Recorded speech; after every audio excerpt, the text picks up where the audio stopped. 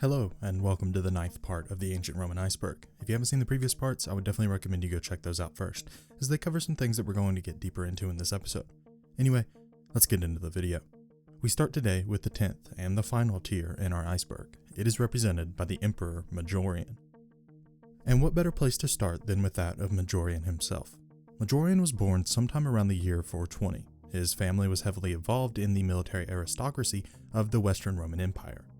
His grandfather had been in charge of the Roman troops present in Illyria, while his father was the personal accountant and senior officer under Aetius. Aetius was quite possibly the most powerful general in the Western Roman Empire. He was the man tasked with holding off the barbarians, and because of that, he was afforded quite a bit of autonomy and resources. In fact, Aetius would actually go on to be remembered as one of the last great Romans of the Western Empire. It was under Aetius that Majorian would start his military career. Majorian would follow Aetius to Gaul, where he would distinguish himself in several battles, and he became a noted cavalry commander under Aetius during this time, so much so that the emperor of the time, Valentinian III, considered marrying his daughter to Majorian, something that normally would not be so important, but in this case Valentinian had no sons, only 2 daughters. Because of this, Majorian would have likely become his heir. However, Aetius had his own plans, and wanted Valentinian's daughters married to his own sons, thus securing the throne for Aetius's line.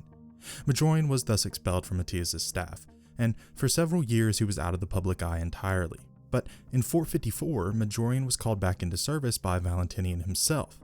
Aetius had been executed by Valentinian, and Valentinian hoped that Majorian would be able to calm the troops that were previously under Aetius's command. This didn't really work. And just a year later, Valentinian was murdered by several former officers that had served under Aetius. Because there was no direct male heir, a succession fight followed. Majorian was a candidate for the office of emperor, but would be outmaneuvered by a man named Petronius Maximus, a senator who had been involved in murdering Valentinian. Despite being beaten to the post of emperor, Majorian would be married to Licinia Eudoxia, the widow of Valentinian, and promoted to commander-in-chief of the imperial guard. He was essentially made the second in command of the Western Empire. Petronius would die just a few weeks into his reign, when the Vandals sacked Rome itself. At first, a man named Avitus was appointed as emperor. Avitus was a Gallic Roman noble, who held the support of several of the powerful Gothic groups of the empire. At first, Majorian seemingly accepted the new emperor, but in just a few months, Avitus would be dead at the hands of Majorian, and the empire was once again without an emperor. This time, the Western Empire looked to the east to name a successor. This was halted, though, with the death of the Eastern Emperor, Marcian, in 457. His successor, Leo I, seemingly wanted to rule the empire on his own, and so did not appoint a Western Roman emperor. Instead, Majorian was appointed to his old post, and the two empires settled into an odd stalemate. Majorian was obviously the most popular person in the West, but Leo had his mind set on ruling the empire as a united entity, and thus was reluctant to appoint Majorian as emperor. The stalemate would be broken just a few months later, when a small troop of Alemanni invaded northern Italy. Majorian dispatched some soldiers to deal with the group, and upon their victory, Majorian was held as emperor by the army. This story is a little bit suspect, as it all seems just a bit too convenient, but whatever the case, by December of 457, Majorian was clearly declared the emperor and assumed full command of the West. Interestingly though, Leo I apparently never recognized his rule, as all of the eastern sources from the time refer to Leo as the sole consul and ruler of the empire. But this was really just on paper, as in practice it was clear that Majorian was the ruler of the West. The first thing Majorian had to deal with was the invasion of Italy by a group of Vandals. The group landed in Campania sometime during the summer of 457 and began to pillage the surrounding countryside. The details are pretty light, but we know that Majorian engaged the Vandals somewhere near the coast and apparently followed the group all the way to their ships before killing the commander personally and retaking all the loot that the Vandals had managed to pillage in Campania. After this, Majorian turned to strengthening the Roman presence in Italy. First, he passed a law, seemingly giving Romans the right to have their own weapons. This was something that Valentinian had already started and was done in the hopes that rural Romans would have some sort of defense against future Vandal raids. Secondly, he undertook a massive recruitment drive among the barbarian mercenary groups. In fact, the list of groups he recruited from is practically a who's who of famous barbarian groups. You have the Huns, the Scythians, the Alans, the Ostrogoths, and many more. They were all recruited to serve as border guards for Italy. Lastly, he also began the restoration of at least 2 different fleets that had fallen into disrepair over the past few centuries. After Italy was secured, Majorian turned his attention to Gaul. Gaul had refused to recognize Majorian as emperor ever since the news of Avitus's death had reached the province.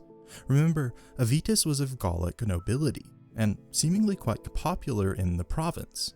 It's a little unclear just what the province was doing in response. While we know they did not recognize Majorian, it seems like they didn't appoint a direct competitor either. Instead, it seems they appealed to Leo over in the Eastern Empire. This was probably an attempt to provoke a civil war, which would have certainly resulted in the defeat of Majorian.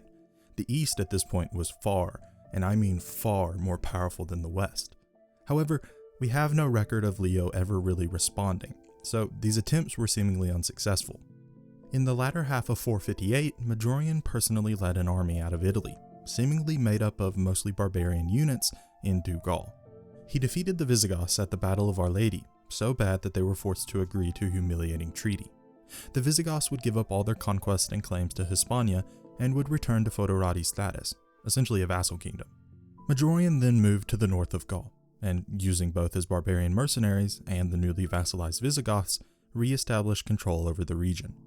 Majorian knew that he needed to be careful in the region. If he was too heavy-handed, he risked another rebellion as soon as his own army left. So Majorian chose the path of reconciliation instead of punishment.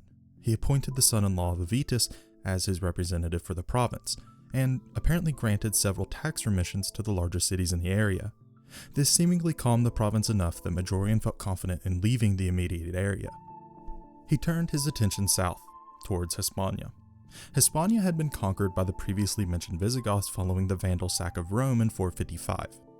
The Visigoths claimed this was in the name of Avitus, but in actuality it was the Visigoths who controlled the land, and the Romans were shut out of the area. This changed, of course, with the defeat of the Visigoths by Majorian. Majorian hoped to use the area as a springboard for his eventual conquest of Africa, a province that had been in the past extremely important in feeding the Western Empire, but had been out of Roman control for a few decades at this point. The details are, again, relatively light, but we know that Majorian himself led a quick campaign across Hispania, conquering most of the old province in about a year. Although he likely didn't face much in the way of resistance. Remember that Hispania had been core territory of Rome for centuries at this point, so they likely were pretty okay with Rome coming back into the picture. The Vandals, who controlled Africa, were extremely nervous at the prospect of a Roman invasion, and sent several emissaries to Majorian, but they were all rejected. However, just as Majorian was preparing to launch his invasion, his fleet was destroyed at anchor by a force of traders. It's not made clear just who these traders were, but it's fairly likely they were one of the barbarian groups. I mean, mercenaries aren't really all that loyal. With no ships, or at least not enough ships, Majorian was forced to abandon his planned conquest, and he returned to Italy. Sadly though for Majorian, he would never reach Rome again. He was intercepted by Ricimer, a Germanic Roman general who had served as Magister Militum, or Master of the Soldiers, for both Majorian and Avitus. Ricimer had gathered the old Roman aristocracy around him while Majorian was away on campaign. To understand this, we should quickly discuss Majorian's domestic policy. Majorian was at heart a reformer, but he was also cognizant of the fact that he could only remain in power with the support of the influential Roman elite. Trying to balance the two things was an act of near impossibility. For instance, in one of his laws, Majorian forgave the past due taxes of all landowners, something that likely would have been popular with all of the aristocracy. But, at the same time, he forbade public administrators from collecting taxes themselves, something that had been abused by the wealthy and powerful for quite literally centuries. Instead, it was now up to the governors to collect taxes, and who appointed those governors but the emperor. Majorian was playing a tightrope, and he had seemingly pulled too far towards reform, as on the 2nd of August in 461, Majorian was deposed and arrested by Ricimer with the support of the Italian aristocracy. After being arrested, he would be beaten and tortured for 5 days before he was beheaded. Most sources say that he never received a proper burial. At the same time, Ricimer spread a rumor that he had died from natural causes, and after a mourning period of 3 months, Ricimer facilitated the appointment of Livius Severus, a senator of no real importance. However, Majorian's generals in Gaul, Sicily, Illyria, and Hispania refused to recognize the new emperor, and a new series of civil wars would follow. Majorian represents something of a bright spot in the late history of the Western Empire. At the time of his birth, the empire was crumbling. Nobles fought over power in Italy, while barbarians invaded both the provinces and even Italy itself. When he came to power, the Western Empire was essentially just Italy, and honestly you could probably even really say that the empire was just northern Italy, from about Rome and Campania to around Aquileia and Milan in the north. Yet, by his death, Majorian had managed to not only fortify Italy, but regain, at least in name, control over Gaul, Hispania, Sicily, and Illyria, something that would have been unimaginable at the time of his birth. One can only wonder what would have happened to the West if Majorian had lived, but it certainly would have been a whole lot better than what happened under Ricimer. Perhaps we would have seen a renaissance of sort in the West, and Majorian would have been remembered as a second coming of Aurelian, a second Restitutor Orbis, but we will never know. This is probably the first question that many of you ever thought about in Roman history. Why did Rome fall? So it probably seems a bit odd for the question to be this low on the iceberg, but really the reason this question is so low is the simple fact that there is no correct answer, or at least there is not a single correct answer. What caused the fall of the empire is probably the most complicated question you can ask in Roman history. In front of you is a non-exhaustive list of possible causes. And the truth is that all of these things caused the fall of the empire. It was not one simple factor, or one decision, or even a series of decisions that led the empire to fall. Instead, it was a combination of years of mismanagement, overextension, natural disasters, infighting, plagues, and frankly any other thing you want to mention that slowly but surely sucked the life out of one of the greatest empires in world history. It's a fascinating fall, and something that we will certainly cover in future episodes. But in my humble and fairly quick opinion, I think there are really 3 or maybe 4 things we can look at as the leading causes of the collapse. Firstly, the Antonine and the Cyprian plagues have to be considered any time you look at the fall of the empire. The Antonine in particular was extremely destructive. Not only did 5 to 10 million people, or about 10% of Rome's population, die during the plague, but it was also particularly devastating among the Roman army. In fact, it was so devastating that many contemporary historians note that the plague nearly destroyed the standing Roman army. It was so deadly that Marcus Aurelius was forced to recruit gladiators and slaves into his army, something that practically destroyed the vaunted Roman discipline. This would also be the start of Rome's reliance on mercenaries, something that would prove to be a decisive factor in the fall of Rome. The plague also destroyed the economy of the empire and resulted in mass starvation among much of the urban populations of the empire. Secondly, we must look at the crises of the 3rd century. I am cheating a little bit here as this includes quite a few events, but I think it's fairly obvious. I mean, basically an entire century of civil war, disease, famine, and economic collapse would ruin just about any polity. I talked more extensively about this in a previous episode, but it really cannot be overstated just how debilitating this century was for the empire. In fact, I would argue this was really the point where the empire began its final decline. Thirdly, the mass migration of barbarian groups into the empire in the 3rd and 4th centuries certainly strained an already fragile political and economic system. These peoples not only warred with Rome, but also sought to carve out their own kingdoms within traditionally Roman provinces. One needs only look at the Visigoths or the Vandals to realize the impact these groups had on an already struggling Western Roman Empire. Lastly, we should really remember the time span we're talking about here. Remember, the traditional founding of Rome is said to be 753 BCE. The Roman kingdom lasted until 509 BCE, and then the Roman Republic lasted until 27 BCE. That alone is a span of some 700 years. The empire then lasted from 27 until the fall of the West in 476 AD. But even after that, the East continued to exist until 1453. We're talking about a period of about 1,000 years, and over 2,000 if you include the eastern half. I say all this to point out that Rome held on for a long fucking time. To put that into perspective, the United States has existed as an independent nation for about 247 years. We're not talking about a drop in the bucket. I think a lot of the time we lose sight of just how long Rome actually existed, and frankly, how long it dominated Europe, Northern Africa, and even the Middle East. Rome was a powerhouse for 1,000 years. Its fall was virtually guaranteed by that fact alone. The sacred chickens of Rome mainly refer to the roost of chickens kept by the augurs of Rome. It was said that the chickens' eating behaviors could be used to predict the future. Because of this, many prominent Roman statesmen would, and I think this is frankly hilarious, consult the chickens for insight into future events.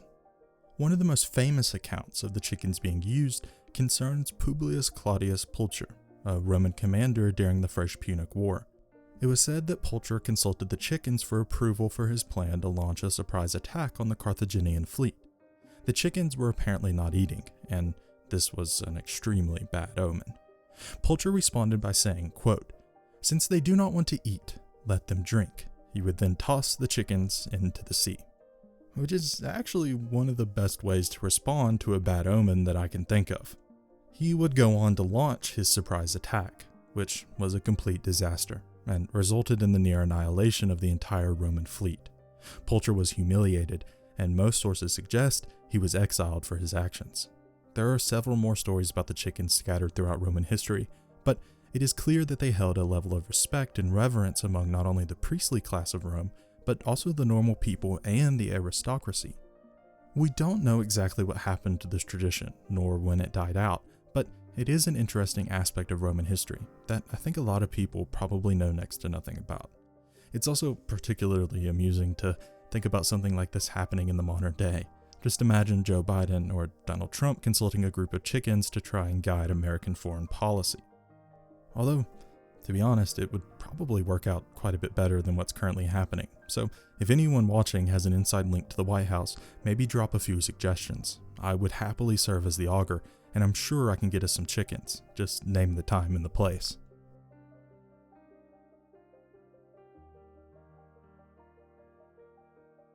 Sino-Roman relations refer to the contact and trade of goods between the Roman Empire and the various Chinese dynasties of the time, primarily the Han dynasty.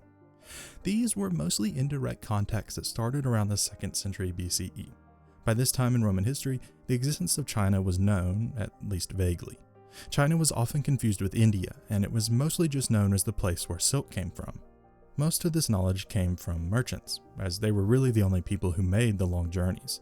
It seems that the first real attempt at contact between the two governments occurred in 166, when an envoy from Rome reached China. Before I talk about it, I should note here that it's pretty heavily debated if this was an actual envoy sent by the emperor, either Antoninus Pius or Marcus Aurelius, or simply a group of merchants. But it certainly represents the start of a more in-depth contact between the two empires.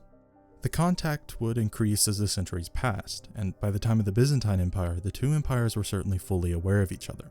And really that's the extent of provable contact between the two countries. Mostly, it was just a trade relationship. However, one interesting and hotly debated theory is that of the men of Liquan. The theory mainly comes from the Roman prisoners of the Battle of Carrhae, a battle fought by Marcus Licinius Crassus, and a battle that Rome would decisively lose. Following the battle, about 10,000 prisoners were taken by the Parthians to Marginia, a province in modern-day Turkmenistan. These prisoners were apparently told to man the frontier, and then just completely disappear from the historical record. The theory here goes that these men would eventually enter into the service of a man named Jishi, and eventually settle down at a village that would come to be known as Liquan. But this theory is highly speculative, and requires several assumptions that do not have any archaeological or concrete evidence, and so it is mostly rejected by modern historians. So, in the end, Rome and China were really only indirectly in contact, and mostly this was a simple trading relationship.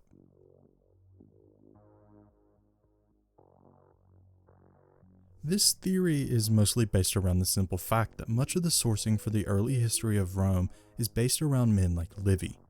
These historians, in air quotes, were not only writing about a period of history that happened hundreds of years before they were even born, but were also deeply biased in Rome's favor, something that demonstrably led to Livy, shall we say, exaggerating certain events in Rome's history.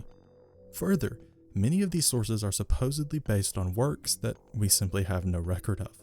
Because of this, we cannot properly investigate or critique these sources. I really have a hard time with this issue.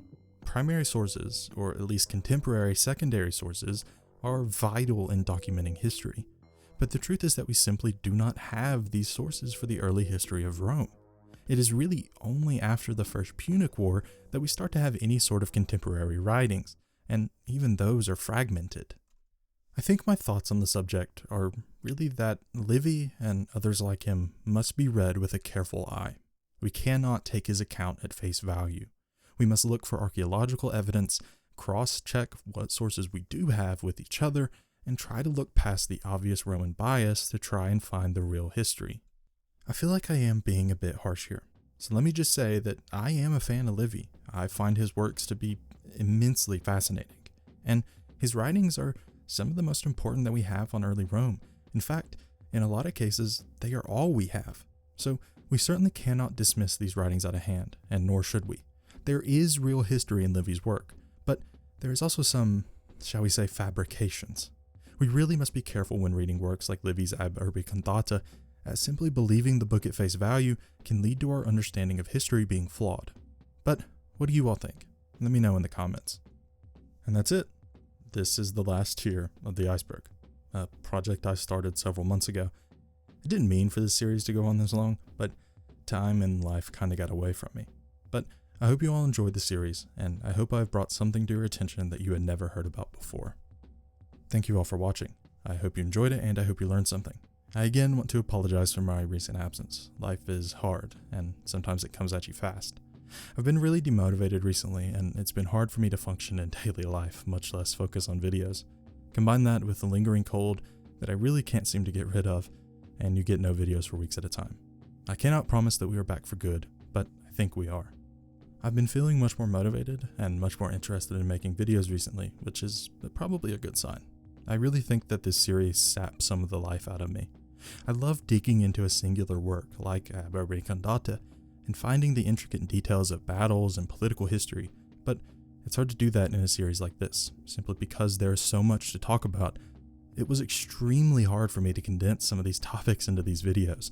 I would find things during my research that were fascinating to me, but I couldn't go into in the video simply because it would have made it another 30 minutes longer. I think that really weighed on me and made it hard for me to work on these videos. But at the same time, I couldn't quite convince myself to just move on, as I hate leaving things incomplete. So, in the future, we are going to stick with the normal style of videos. It's what I enjoy, and I think, or at least I hope, you all do too. So, thank you for being patient, and thank you for the support. If you have any comments or questions on the video, or believe I've made a mistake, please comment down below, and please like and subscribe if you enjoyed. It really helps the channel out. Peace.